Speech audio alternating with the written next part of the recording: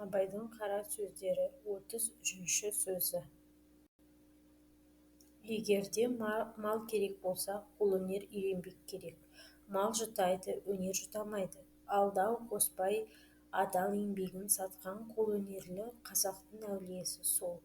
Бірақ Құдай тағала қолына аз-маз өнер берген қазақтардың кеселдері болады.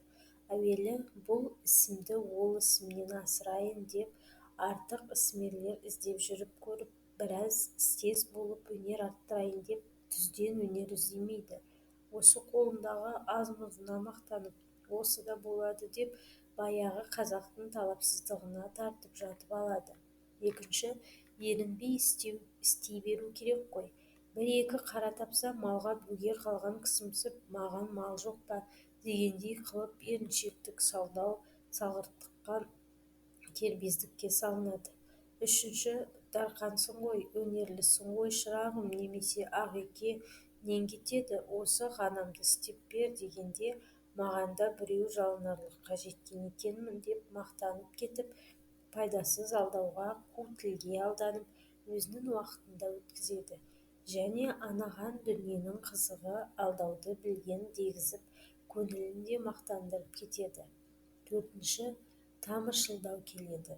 Бағанағы алдамшы шайтан тамыр болалық деп бір болымсыз нәрсені берген болып, артынан үйтемін, бүйтемін, қарқ қыламын дегенге мәз болып, тамырым, досым десе, мен де керектінің бірі болып қалыппын ғой деп, және жасынан іс істеп, үйден шықпағандық қылып, жоқ барға тырысып, алдағанды білмей, дереу оның жетпегінін жеткіземін деп, тіпті жетпесе өзінен қосып қылып бер дегенінің бәрін қылып беріп, күні өтіп еңбек қылар уақытынан айырылып, жоғары шыққа шарық қарық болып, тамақ, киім, борыш есінен шығып кетіп, енді олар қысқан күні біреудің малын бұлдап қарызға алады.